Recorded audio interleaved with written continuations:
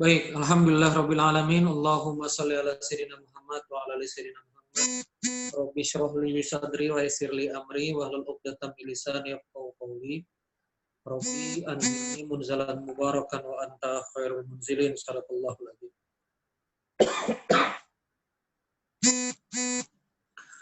Jamaah sekalian yang dimuliakan oleh Allah Subhanahu wa taala, alhamdulillah rabbil alamin.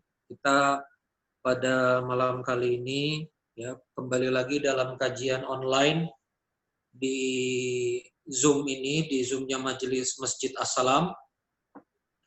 Insya Allah hari ini kita akan berbicara tentang topik dari bagaimana kemudian format dari pendidikan yang dilakukan oleh sahabat Rasulullah SAW.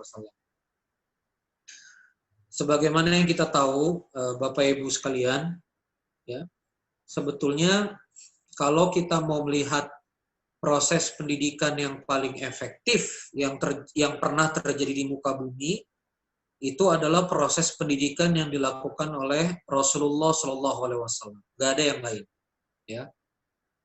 Jadi Rasulullah SAW itu mendidik sahabat, berinteraksi dengan sahabat kurang lebih relatif hanya 22 tahun saja, 22 tahun sekian, ya. 13 tahun di Mekah dan efektif 10 tahun di Madinah. Ya, 10 tahun di Madinah. Dan kalau kita bicara tentang efektivitas dakwah Rasulullah 10 tahun di Madinah, ya. Halo? Siap. Oh ya. Efektif 10 tahun di Madinah, itu jumlah terakhir sahabat itu dalam literatur itu kurang lebih hanya di sekitaran 100 sampai 120 ribu. 100 ribu sampai 120 ribu sahabat. Itu yang hidup sezaman dengan Rasulullah dan pernah bertemu. Itu definisi sahabat. Ya. Karena ada yang hidup sezaman tapi tidak pernah bertemu. Ini yang hidup sezaman dan pernah bertemu walaupun hanya sekali jumpa itu sekitar 120 ribu. Sedangkan yang kemudian berinteraksi dengan Rasulullah secara intens itu ada sekitar 2.000-an sahabat Rasulullah SAW, dan yang menjadi panglima komando itu hanya 40 sahabat. Dan generasi yang jumlahnya minim ini hanya 100 ribuan dan kemudian orang-orang terpilihnya hanya 2 ribuan, bahkan para panglima perangnya hanya sekitar 40 orangan yang khusus. Bahkan sahabat yang utama itu hanya sekitar 30 orang yang dijamin surga Allah kan radhiyallahu anhu itu sekitaran 20 orangan ya, 10 sampai 20 orang. Maka jamaah sekalian, jumlah orang yang sangat terbatas ini mampu kemudian menutup peradaban Romawi dan Persia. Dan ini sudah saya sering ceramahkan di Masjid As-Salam, sudah mampu kemudian menutup peradaban Romawi dan Persia.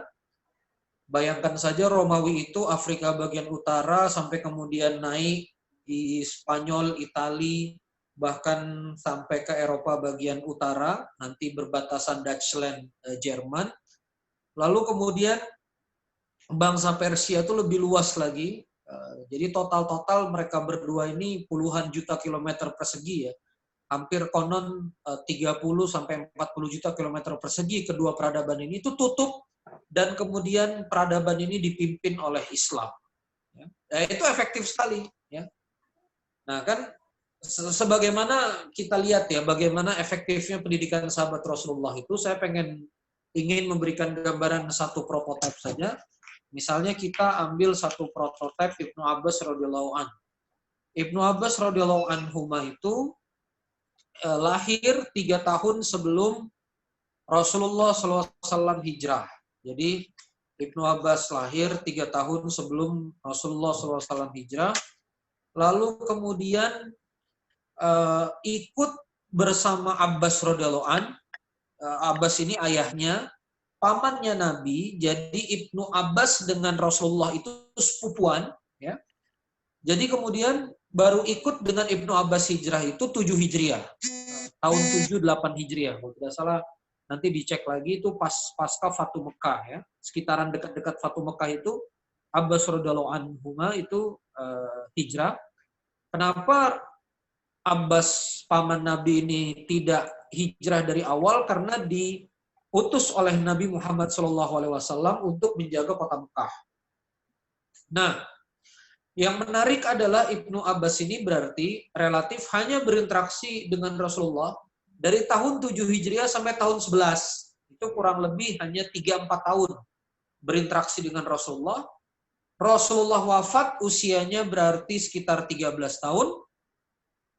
Ya, 13 tahun. Lalu kemudian mengalami masa kepemimpinan Abu Bakar 3 tahun. 11, 12, 13, 14. Nanti di perhitungan saya kalau tidak salah di tahun 14 Hijriah, masa kepemimpinan Umar itu berarti Ibnu Abbas radhiyallahu anhu itu usianya 16 tahun. Dan 16 tahun itu sudah jadi staf ahli khalifah, diangkat oleh Umar bin Khattab menjadi staf ahli kekhilafahan, itu setara dengan staf presiden. Bahkan Ibnu Abbas itu bertugas untuk menyelesaikan masalah negara yang sulit-sulit. Itu 16 tahun, Pak. Jadi kita itu harus kemudian kemudian mengevaluasi diri. Generasi sahabat itu 16 tahun itu cetakannya begitu. Sekarang anak kita 16 tahun di mana posisinya? Ibnu Abbas itu 16 tahun hafal periwayatan ribuan hadis, hafal Quran, lalu kemudian menjadi staf ahli negara, dan ini yang unik pendidikan Islam itu. Jadi pendidikan Islam itu konsepnya, pendidikannya fasenya pendek, ya, yang dididik juga sederhana, pendek-pendek, tapi kemudian punya dampak yang luar biasa. Nah, berbeda dengan pendidikan sekarang ini, apa aja diajarin, panjang, segala macam diajarin. Nah, lalu kemudian yang jadi membingungkan itu adalah setelah semuanya diajarin, hasilnya relatif nggak ada gitu. Coba lihat generasi kita ini kan, lulus S1 cari kerja nggak bisa, nikah nggak berani, berlindung di balik ketiak orang tuanya, makan juga masih di rumah ikut orang tuanya. Jadi ada yang salah ini dalam konsep pendidikan kita, maka kita harus merefer dengan bagaimana sebetulnya Islam itu melakukan edukasi atau pendidikan. Nah, sekarang saya ingin membahas, kita coba mengartikulasikan apa yang juga kita hadapi hari ini. Misal, supaya kemudian Bapak Ibu memahami itu masalah kita di mana, ya. Hari ini Bapak Ibu sekalian, itu kita melihat Islam diperkenalkan sebagai agama yang taklif atau membebani. Ayo sholat, ayo taraweh, ayo puasa, ayo lakukan ini, ayo khatamkan Quran, begini. Dan Islam hadir dengan penugasan-penugasan. Ya. Akhirnya apa? Kita membentuk generasi yang sangat robotik sekali. Ya. Generasi yang sangat robotik sekali, yang kemudian generasi ini kalau misalnya nggak diprogram nggak jalan, kalau misalnya nggak diwajibkan juga nggak berani jalan. Jadi Masya Allah, kita ketemu dengan generasi yang dia nggak tumbuh kesadaran dari dalam.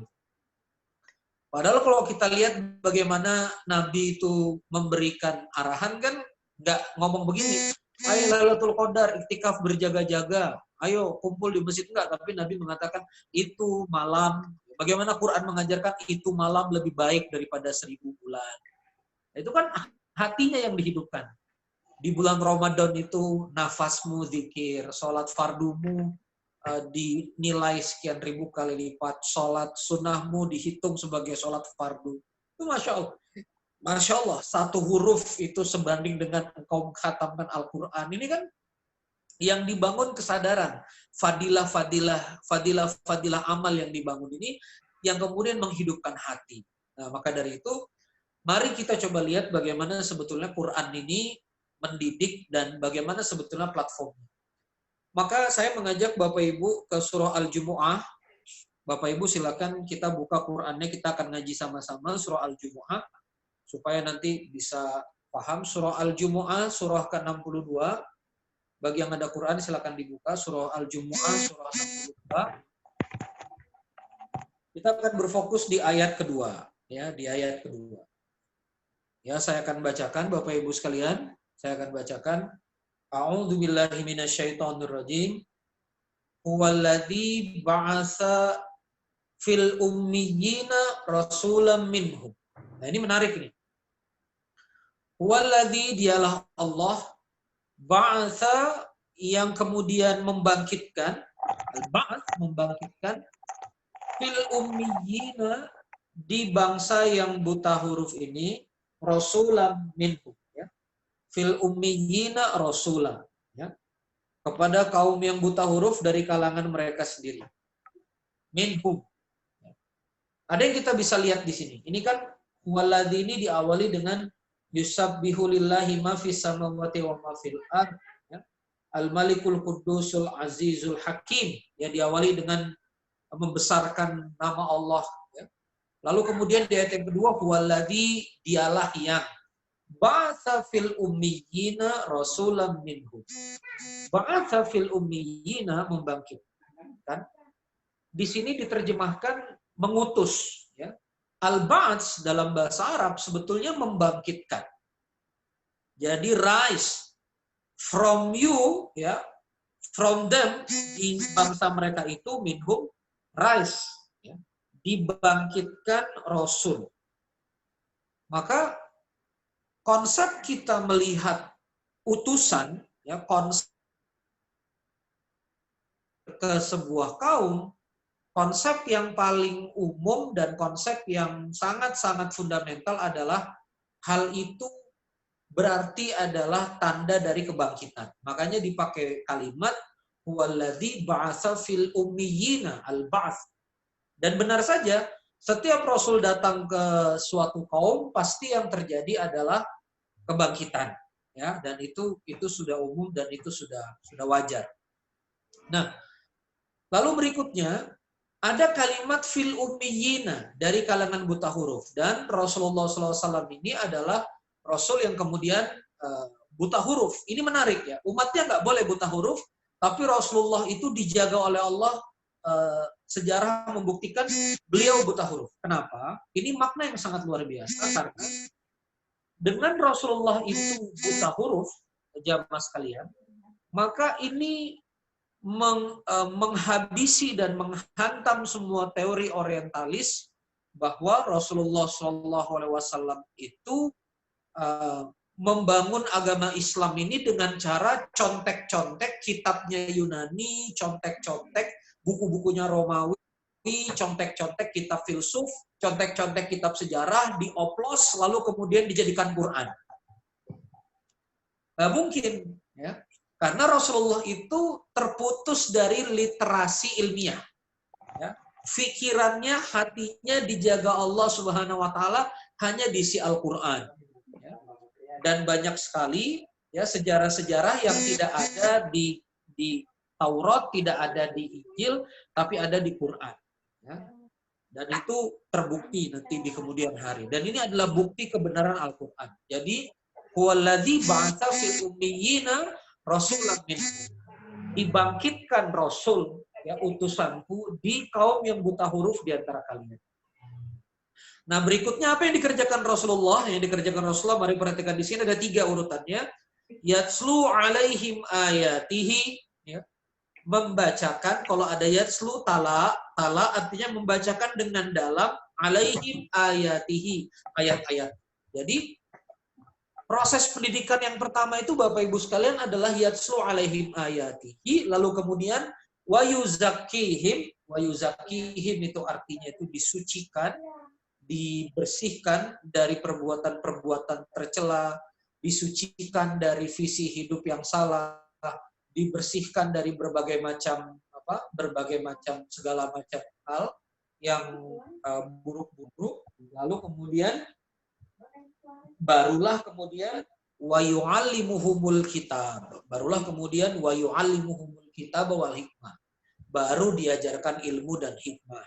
Ilmu itu nomor 3, ya. Keilmuan sains pengetahuan itu nomor 3. Mengapa ini harus dibangun? Begini Bapak Ibu. Yang pertama, Kalau kita melakukan edukasi atau pendidikan, yang harus dimasukkan ke dalam objek dakwah itu adalah ayat-ayat Allah. Apa itu ayat-ayat Allah? Berarti tanda-tanda kekuasaan Allah, mengenalkan Allah pada seorang hamba, dan kemudian menanamkan, menghidupkan hatinya untuk yakin kepada Allah Subhanahu wa Ta'ala. Ini mengapa ketika kemudian seorang anak langsung dididik untuk sholat, langsung dididik untuk puasa, kadang-kadang di beberapa titik dia sudah terbebani, kapan kemudian bebannya itu hilang, dia akan tinggalkan itu semua gitu. Kita menyebutnya ketaatan dalam keterpaksaan. Kenapa? Karena tidak dibangun dengan menghidupkan hatinya. Dia nggak paham untuk apa dia sholat, kenapa saya sholat, siapa Allah itu, kenapa kemudian tiba-tiba ada klaim dia yang menciptakan alam semesta ini, gitu loh. Itu harusnya diperkenalkan dulu, ya. Inna fi khalqis samawati wal ardi wa ikhtilafil laili wan nahar la ayatin liulil albab. Ya. Dalam penciptaan langit dan bumi dijelaskan penciptaan langit dan bumi, awan tanpa tiang, gunung menahan lempengan, bagaimana Allah membuat semuanya sudah kompak satu sama lain. Sapi nggak pernah janjian sama kita, kok kita bisa makan. Ayam nggak pernah janjian sama kita, kok kita bisa makan. Bumi ini dihamparkan oleh Allah Subhanahu wa Ta'ala untuk jadi rezekinya manusia. Nah, itu berpikir. Nggak mungkin semua yang terdesain luar biasa ini kalau tidak ada yang menciptakan. Dan dialah Allah yang berbicara di Quran, berbicara langit itu muqsirat, awan itu muqsirat, ya, bergumpal, lalu kemudian mengeluarkan air, menjelaskan tentang berbagai kejadian. Nah, maka hatinya dihidupkan. Ya, kita diciptakan dari mudghah, alaqah, dan seterusnya. Itu kemudian nutfah, alaqah, itu kemudian dihidupkan di hati objek dakwah. Maka yang pertama, yatslu alaihim ayatihi. Makanya Bapak Ibu jangan salah kalau misalnya pendidikan anak-anak kita itu memang harusnya awal-awal itu diberikan Al-Qur'an, ya. Jadi anak-anak kita itu sebelum belajar apapun, belajar Al-Qur'an dulu supaya dia mengenal Allah. Sebelum belajar macam-macam, anak-anak kita itu alangkah baiknya belajar Al-Quran sebelum dia belajar macam-macam. Jadi jangan sampai Bapak Ibu bilang, oh anak saya kan nggak mau jadi ustadz, ngapain belajar Al-Quran? Dia kan bukan mau jadi imam masjid. Bukan, ini pondasi. Karena kalau pondasi Qurannya ini nggak ada, nanti dia akan merusak ke bawah-bawahnya. Makanya sekarang jangan heran anak pintar luar biasa, gay ternyata suka sama cowok. Ya. Pintar luar biasa, tapi kemudian bikin kebijakan bom atom mematikan jutaan orang Hiroshima Nagasaki. Itu kan kepintaran yang akhirnya kehilangan akhlak. Itu kenapa? Karena nggak mulai dengan ayatihi ini. Kita menciptakan anak-anak monster, ya, anak-anak yang kemudian tidak diperkenalkan Al-Quran dan kemudian cuek dengan bapak, bahkan kemudian tidak durhaka kepada bapak mamanya, padahal luar biasa pendidikan. Yang kedua, barulah kita wayuzakihim. Jadi sebelum mengajarkan ilmu itu, seorang anak ini harus dibersihkan dulu, ya, dari syahwat-syahwat yang buruk, dari nafsu-nafsu yang buruk, ya, dari keinginan-keinginan, dari akhlak yang buruk, itu mesti bersih dulu. Jadi ilmu itu belakangan Bapak Ibu sekalian, dan ini dipakai di Jepang. Makanya di Jepang itu sampai kelas 4 SD, junior high school itu, sekolah dasar itu tidak ada ujian Bapak Ibu. Ya PR-nya itu akhlak, bantu temannya, itu PR mereka. Saya punya kakak kuliah di Kobe, Jepang, subspesialis ginjal anak. Itu anak-anak disuruh jemput temannya. Anak-anak itu di sekolah dasar itu nyuci piring sendiri, bersihkan kelasnya, tanggung jawab. Ya, kerja sama kawannya, teamwork. Gak tiba-tiba dikasih pengajaran ini, pengajaran itu. Sekarang belum apa-apa sudah pertidaksamaan. Ya. 2x plus 3 sama dengan 8, berapakah X? Masya Allah. Sudah sepersekian ditambah sepersekian dikali sepersekian. Ini kurikulum apa ini begini? Ya. Kurikulum yang kemudian ketika diinstal ke seorang anak, anak malah jadi stres, malah nggak berbentuk manusia dia jadinya. Malah kemudian kita melihat banyak kerusakan di mana-mana karena nggak melalui wayuzaki. Nah, baru kalau sudah selesai yatslu alaihim ayatihi wa yuzakihim, baru yang ketiga Bapak Ibu, wa yu'allimuhumul kitab wal hikmah. Diajar wa yu'allimuhumul kitab wal hikmah, diajarkan dari kitab, ya. Diajarkan ilmu dari dalam Al-Qur'an, kali ini yang sifatnya adalah keilmuan dan juga keilmuan dari berbagai macam hal, ya. Fisika, kimia, sains, sosial, ya. Ilmu yang segala macam keilmuan. Kalau pondasinya sudah benar tauhidnya, maka dia akan jadi pondasi yang luar biasa. Nah, itu yang kita bisa pelajari dari surah Al-Jumu'ah ayat kedua. Jadi ini Bapak Ibu konsep pendidikan Rasulullah sehingga bisa menciptakan sekelas Ibnu Abbas itu, wa inkanu min qablu lafi dhalalim mubin. Ya. Meskipun sebelumnya mereka benar-benar dalam keadaan yang tersesat. Nah, ini menunjukkan initial state-nya, ya, bahwa mereka itu awalnya walaupun sesat tapi kemudian mereka bisa ba'ats, mereka bisa dibangkitkan, ya. Yang menarik di ayat yang ketiganya, wa akharina minhum lamma yalhaqu bihim wa huwal azizul hakim, dan juga kepada kaum yang lain dari mereka yang belum berhubungan dengan mereka dan dialah maha perkasa, maha bijaksana. Ini kuncian dari Al-Qur'an. Ya, seperti kita hari ini, ya, waktu para sahabat diajarkan Al-Quran, di Nusantara ini belum ada yang kemudian berinteraksi. Namun kemudian di zaman para sahabat pelan-pelan dakwah menyebar dan menyebar karena ini sudah janji Allah Subhanahu wa taala, yang kemudian tidak dan belum bersentuhan saja nanti akan mendapatkan nilai-nilai Islam.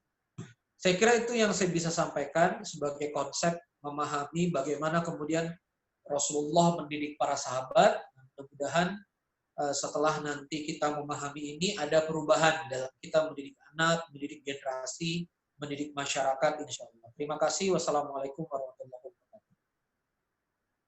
Waalaikumsalam warahmatullahi wabarakatuh. Terima kasih Ustadz Randy Saputra atas pencerahannya untuk kita semua. Baik, sepertinya malam ini kita lebih banyak sharing, lebih banyak menyampaikan apa yang ingin disampaikan para jamaah gitu, Guru. Jadi ya, pakai chat juga yang ingin menanyakan ataupun bersifat pribadi pertanyaannya boleh chat ke host, nanti akan dibacakan tanpa sebut nama. Terus juga bagi jamaah yang ingin bertanya via suara, ingin sharing tentang manajemen, tentang wakaf, tentang hal-hal lainnya, silahkan. Ya, karena waktunya masih banyak, jadi kita manfaatkan untuk sharing-sharing. Karena pasti banyak yang ingin bertanya ya masalah masing-masing teman-teman semua. Silakan, kita tunggu yang ingin bertanya via suara atau chat.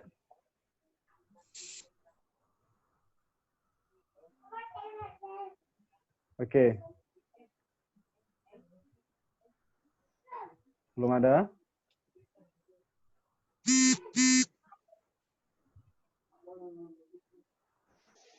Ya, mungkin belum ada Guru, tapi ini ada sedikit dari pribadi saja, dari pribadi host sendiri. Ya, jadi dengan wabah yang sekarang ini kan, jadi dengan wabah yang sekarang ini banyak sekali hal-hal baik, yaitu seperti modelnya teman-teman semua bergerak, seperti open donasi A, B, C, D, E, F, G, semua banyaklah open donasi saling membantu, gitu ya kan. Apakah masyarakat sekarang ini, satu, apakah krisis kepercayaan untuk masyarakat sekarang, karena mungkin saking banyaknya yang seperti itu, open donasi, apakah tidak ada cara lain atau opsi lain, misal begini, kita berkumpul semua, kita buka satu rekening, kita bersama-sama, jadi biar terarah gitu, jadi satu terarah saja, jadi tidak di sini open, di sini open, di sini open, di sini open. Nah gitu. Apakah itu tidak membingungkan masyarakat memang sih dalam hal beramal soleh, kita kan beramal soleh juga. Nah, tapi dari pandangan guru seperti apa? Apakah memang harus ada satu orang amir yang mengarahkan supaya bisa bareng-bareng beramal soleh, satu titik, tapi penyebarannya luas, atau satu titik, tapi justru malah banyak. Gitu, Guru. Mohon penjelasannya, Guru. Baik, a'udzubillahi minasyaitonirrajim. Terkait dengan banyaknya gerakan filantropi ya, dengan berbagai macam program ya, Des. Ya. Ini suara saya terdengar, Des? Halo, Des, suara saya terdengar? Terdengar, Guru. Terdengar ya. Jadi terkait dengan ada beberapa gerakan filantropi macam-macam ya, mulai dari APD, lalu kemudian seperti kami juga berkah box, ada gerakan infak beras, ada gerakan sembako dan seterusnya. Hal positif yang harus kita pahami adalah makin banyak yang bergerak, itu berarti makin banyak elemen umat yang bisa kembali aktif. Misalnya begini, satu organ filantropi itu ada yang mengumpulkan dana, ada yang mengoperasikan kurang lebih 5 orang. Jadi kalau ada 100 titik, ada 5 kali 100 titik yang kemudian bergerak. Karena banyaknya wajihah dakwah atau banyaknya entitas dakwah yang terbentuk. Dan bagi saya itu positif aja. Karena belum tentu juga adanya satu filantropi atau adanya satu wadah itu malah membuat semuanya bisa aktif, malah membuat semuanya bisa jadi inaktif gitu. Makanya kalau kita lihat di negeri ini kan walaupun ada Basnas, nampaknya raihan terbesar masih dipegang rumah zakat ya. Rumah zakat masih leading gitu, walaupun ada Basnas. Berikutnya, setahu saya begini, umat Islam di Indonesia ini stereotipnya dia itu variatif. Karena dia adalah wujud dari suara siapa ini? Suara anak siapa yang jebol?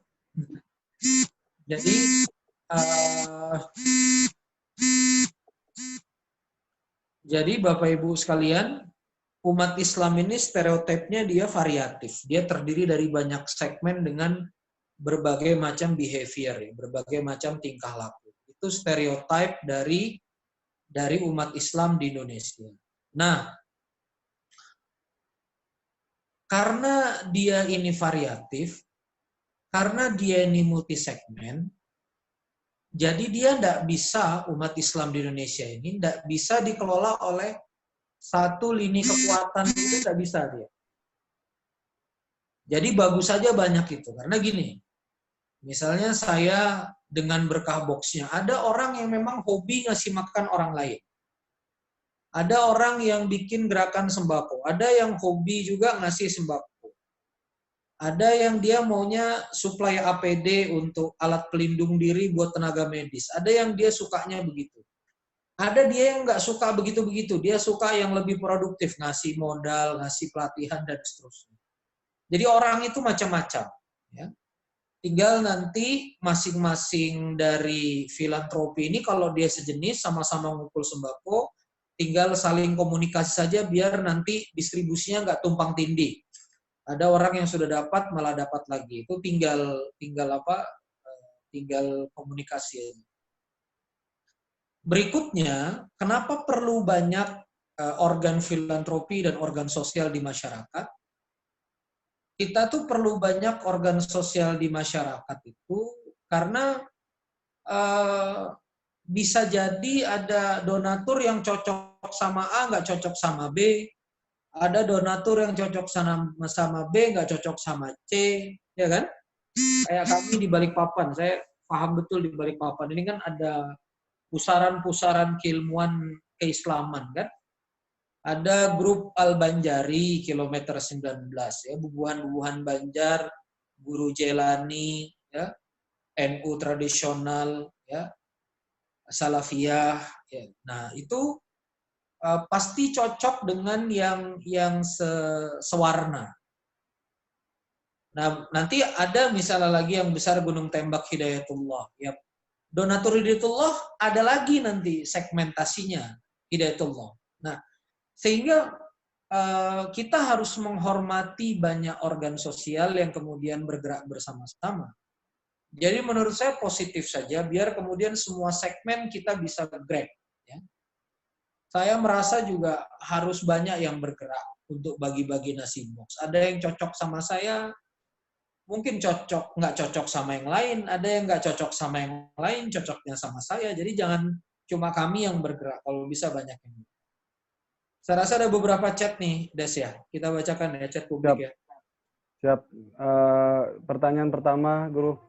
Assalamualaikum Ustadz, semoga Ustadz sehat selalu. Mau bertanya Ustadz, bagaimana kalau menghidupkan kembali suasana masjid di saat lockdown ini? Karena kami sudah rindu dengan masjid.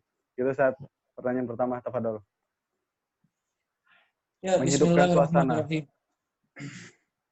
Terkait dengan kapan kita kemudian mengaktifkan masjid lagi, Bapak Ibu sekalian, ini memang kita harus menunggu bagaimana kemudian pemerintah memberi rekomendasi, terutama orang-orang yang berilmu di MUI. Saya lebih pada keyakinan berhati-hati lebih baik. Artinya jangan sampai juga kita menjadi klaster penularan paling efektif. Karena memang konsep dari gerak ibadah ya, hampir di semua agama memang rapat dan kemudian interaksinya dekat. Kalau di perusahaan kita masih bisa ambil distance, termasuk juga kalau ke toko dan seterusnya. Maka dari itu memang saya lebih cenderung pada mengikuti rekomendasi alim ulama untuk kemudian menahan diri terlebih dahulu. Nah, mudah-mudahan Bapak Ibu sekalian segera ini kurvanya melandai ya, dan kemudian COVID-19 bisa dianggap sudah relatif lebih reda, nah kita bisa kemudian mengaktifkan sholat. Mudah-mudahan ya, tidak lama lagi mudah-mudahan kita akan dapat berita baik insya Allah. Mungkin maksud pertanyaannya menghidupkan suasananya, Ustadz. Kan lockdown nih masjid, terus mau dekat Ramadan. Supaya dapat nuansa Ramadannya tetap gimana, Ustadz? Kangen masjid gitu. Ini pertanyaan susah ya, karena saya juga nggak pernah mengalami yang seperti ini. Ya mudah-mudahan nanti Ramadan kita bisa mulai lagi, Pak. Mengisi ruang-ruang di masjid insya Allah. Saya optimis, mudah-mudahan bisa insya Allah. Amin, amin. Terima kasih. Siap, Ustadz. Kita lanjut ya, Ustadz ya. Ini tentang zakat kayaknya nih. Assalamualaikum, Ustadz. Apa peran lembaga zakat? Apa peran lembaga-lembaga zakat yang lebih mementingkan banyaknya penerima manfaat dan dokumentasi untuk mempublikasikan aja? Ini maksudnya apa nih? Maksudnya ya? Gimana? Mungkin peran lembaga zakat yang mementingkan banyaknya penerima manfaat dan dokumentasi untuk mempublikasikan saja. Mungkin maksudnya saya lembaga bisa zakat. Gimana? Saya nggak bisa komentar. Ya, saya nggak bisa komentar karena nggak tahu kondisinya seperti apa. Kalau ada lembaga filantropi yang dokumentasi, itu kewajiban mereka pada donatur. Dan kalau ada lembaga yang memang menyebar dokumentasi, itu memang adalah sebuah cara untuk mengkomunikasikan program. Suka ya ikut, nggak suka ya nggak usah ikut, nggak apa-apa. Saya tidak pada posisi ingin mengomentari lembaga zakat ini, itu, dan seterusnya. Saya husnuzon ketika nomor UPZ sudah diberikan oleh Basnas, unit pengelolaan zakat, maka lembaga tersebut capable untuk melakukan distribusi zakat. Ya. Dan saya lebih meyakini kalau diberikan lewat lembaga zakat, walaupun saya nggak punya lembaga zakat, ya, kalau diberikan via Baitul Mal itu manfaatnya bisa lebih optimum lagi ketimbang disalurkan sendiri-sendiri. Maksudnya disalurkan secara pribadi, tidak lewat lembaga zakat. Begitu menurut saya, Des. Siap. Pertanyaan berikutnya, mohon pencerahannya, Ustadz. Ya. Saat ini terkait wabah COVID-19, banyak diskusi antar pengurus Maaf, masjid putus-putus. terkait wabah COVID-19. Putus-putus deh. Cek, Ya, gimana Ustaz? Terkait ya wabah oke, oke. COVID-19, banyak diskusi antar pengurus masjid yang menyatakan masjidnya mengalami kondisi di mana jamaahnya terpecah. Sebagian menginginkan masjidnya ditutup, sebagian lagi ingin masjidnya dibuka. Dengan alasan masjid itu milik umat. Pengurus masjid tidak berhak menutup. Nah, itu alasannya. Untuk situasi seperti ini, bagaimana menyikapinya, khususnya untuk pengurus masjid? Padahal Ustaz.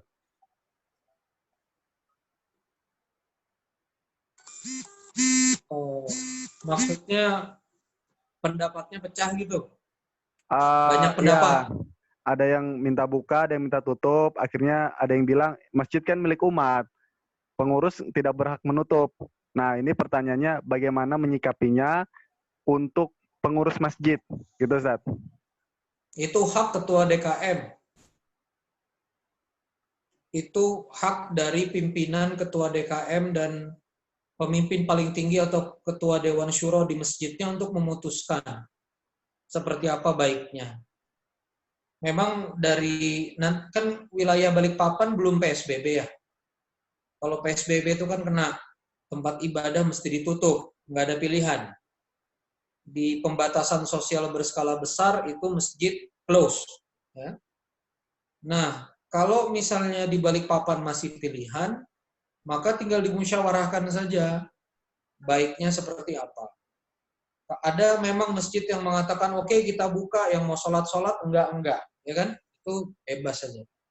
Tapi saya di Bandung itu ada masuk jadi penasehat sebuah kepengurusan masjid, sholatnya langsung di close, ya.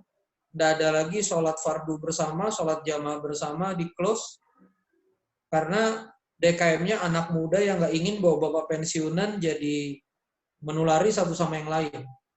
Jadi itu hak dari kiadah atau pemimpin yang dipercaya umat di masjid itu. Kalau bicaranya ini kan masjid punya umat. Iya, umat itu harus ada keputusannya. Keputusannya kan di kiadahnya, di imam masjidnya itu, maksudnya di strukturnya. Kalau misalnya keputusan yang ngambang-ngambang terus di umat, ya harus diputuskan pemimpinnya. Seperti apa? Jadi saya kembalikan lagi ke pengurus. Ya. Saya kembalikan lagi ke ketuanya, itu putusinnya gimana. Gitu. Baik, berarti di setiap masjid itu memang milik umat, tapi ada yang diamanahkan gitu Ustaz ya maksudnya ya? Iya. Ya. Baik, Ustaz, Ya. kita lanjut pertanyaannya. Assalamualaikum Kang Randy, mungkin sedikit out of the topic. Gimana pandangan Kang Randy mengenai pelaksanaan sholat fardu berjamaah dengan merenggangkan shaf, memberi jarak dengan alasan physical distancing? Karena beberapa kali saya menjumpai hal ini di beberapa masjid di Kota Balikpapan. Jika kondisinya kita sedang berada di masjid seperti itu, sebaiknya apa yang kita lakukan? Ikut sholat berjamaah atau bagaimana? Jazakallah khairan. Fadol Ustaz. Saya tidak punya ilmunya, jadi silakan nanti ditanya pada alim ulama di MUI kalau memang itu ada diarahkan oleh MUI setempat di kota kita. Saya belum update, ya berarti kita percaya saja dengan para alim ulama. Saya termasuk yang memutuskan sejak COVID-19 outbreak, saya sudah ibadah di rumah, fardu, lalu kemudian Jumat diganti semua di rumah. Saya termasuk penganut lockdown mandiri. Jadi saya tidak punya jawaban untuk itu. Itu Des. Baik. Jamaah yang ingin bertanya via suara, Assalamualaikum Pak Ustadz. Ades, Assalamualaikum. Salam. Nah, saya Ardiansyah Pak Ustadz, saya mau tanya. Apakah Bapak angkat bisa untuk menjadi wali nikah gitu? Karena gini Pak Ustadz, ada teman, dia melihara anak perempuan mulai kecil. Pak, umur 20 belum dikasih tahu kan dia bahwa dia itu anak angkat. Katanya takut katanya kalau misalnya anaknya itu terganggu gitu loh anunya. Nah, kejiwaannya gitu Pak Ustadz. Nah, sekarang dia mau nikah, dia minta wali gitu Pak Ustadz. Bagaimana Pak Ustadz? Apa bisa Pak Ustadz?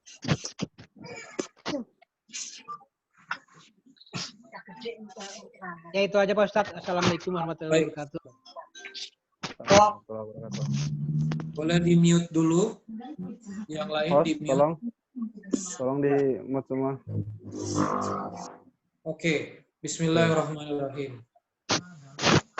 Sebelum saya menjawab tentang pertanyaan terkait dengan apakah ayah angkat boleh jadi wali bagi anak perempuan angkatnya, saya disclaimer dulu bahwa mohon nanti Bapak Ibu mencari jawaban juga ke alim ulama yang lebih rojih, yang memang belajar fikih lebih dalam. Ya. Saya akan menjawab sesuai dengan perspektif keilmuan yang saya juga belajar cukup serius. Dalam Islam, nasab itu adalah hal yang tidak boleh dipermainkan. Nasab. Misalnya seorang ibu yang kemudian mengangkat anak laki-laki, ketika anak laki-lakinya itu sudah balik, ya, mukallaf, maka ibu dengan anak laki-lakinya sudah kemudian berstatus lain mahram. Dan dalam Islam nggak ada yang namanya menyembunyikan nasab. Maka nasab itu harus diberitahu baik-baik. Kami adalah orang tua angkat, ibumu ini, kami nggak tahu ayah di mana dan ayah siapa, itu harus diberitahu. Sayangnya setelah saya coba cek undang-undangnya, pendekatan undang-undang kita nggak ada. Gitu. Harus siapa ayahnya, dan banyak yang bukan ayah biologisnya lalu kemudian mencatut di akte kelahiran.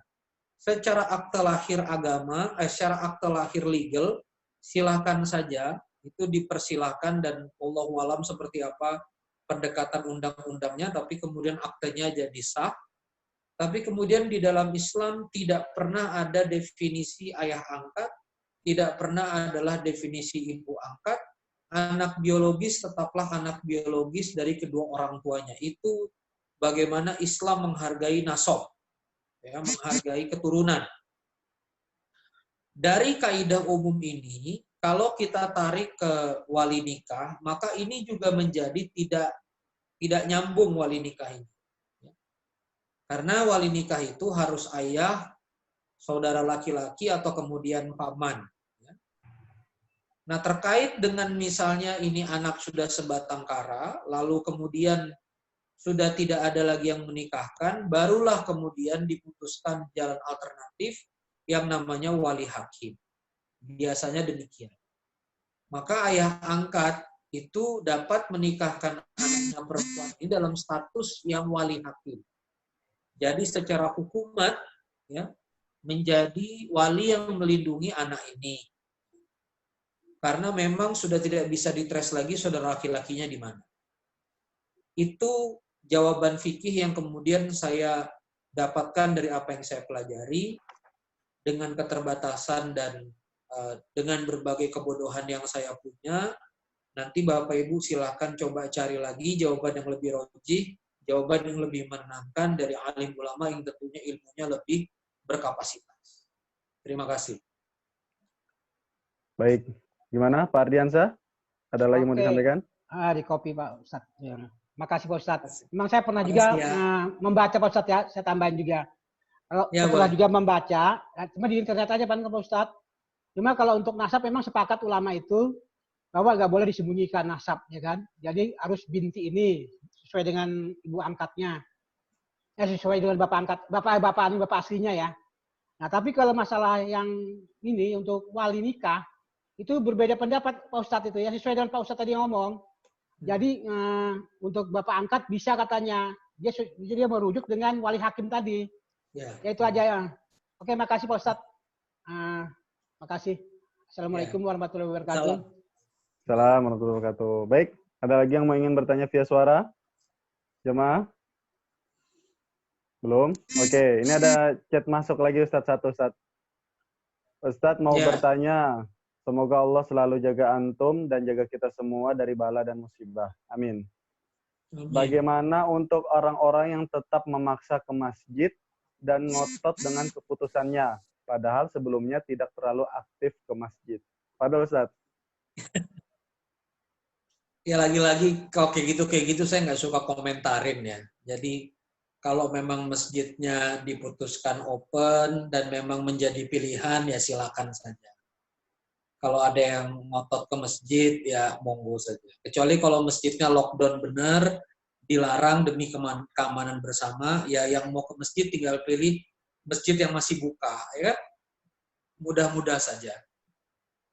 Kalau menurut saya sekarang yang harus kita ambil pikiran yang lebih serius ini adalah dampak ekonomi dan dampak krisis yang terjadi atas COVID ini, karena disinilah umat Islam ini dituntut kekonkretannya gitu ya, konkret nggak sebagai umat. Terutama Assalam kan masjidnya penuh, masjidnya penuh, dihitung masjid makmur dan terhitung masjid yang diperhitungkan lah di Balikpapan ini kan. Apa programnya untuk krisis di COVID? Menurut saya energi kita habiskan ke sana. Kalau mau komentari ini tutup, kenapa dia hadir, ini saf renggang gini-gini, ya itu boleh-boleh aja lah, pilihan aja itu. Tapi yang paling utama ini umat lapar sekarang, ini yang harus kita tambah. Baik, Ustadz, ini ada Pak Andri WA chat lagi, ingin melanjutkan masalah nasab tadi. Silakan Pak Andri, masuk suaranya. Ya, Assalamualaikum Ustadz. Ya, Waalaikumsalam. Jadi ada pertanyaan ini masalah nasab. Yang pertama, kalau auzubillah min dzalik, kalau si anak ini ibunya hamil di luar nikah, apa betul si anak ini tidak bisa mengikuti nasab dari bapaknya walaupun akhirnya dia dinikahkan? Yang kedua, kalau memang nggak bisa pakai nasab bapaknya, terus nanti kalau menikah ataupun meninggal, bin atau bintinya pakai siapa, Ustadz? Jazakallah khair, Ustadz. Assalamualaikum. Pertanyaannya susah-susah nih. Ya, kalau ada anak hamil, anak lahir dari proses hubungan badan di luar nikah, dan itu terkonfirm memang di luar nikah, memang dia tidak bisa bernasab pada ayahnya. Walaupun kemudian ayahnya sudah menikahinya. Kecuali memang masyarakat nggak ada yang tahu, lalu kemudian keburu menikah. Nah ini sebuah konsep, dan nanti ketika menikahkan itu memang tidak boleh bernasab pada ayah kandungnya kalau memang ayah kandungnya itu berhubungan di luar pernikahan. Itu kaidah fikih yang saya pelajari demikian. Terkait dengan meninggalnya pakai binti siapa, nah itu saya nggak bisa jawab. Nanti tanya sama alim ulama yang lebih paham. Ya. Saya kalau nggak bisa jawab, ngomong nggak bisa jawab. Kalau saya bisa jawab, saya bisa jawab. Thank you. Gimana, Pak Andri? Cukup? Cukup, Bang Edes. Baik, terima kasih. 2106 ini, Des. Kita closing statement. Siap, nampak Guru. sudah tidak ada lagi yang bertanya. Satu lagi, Guru. Ini satu lagi mungkin terakhir sekaligus. Mungkin langsung closing juga, Guru. Boleh, nah, silakan.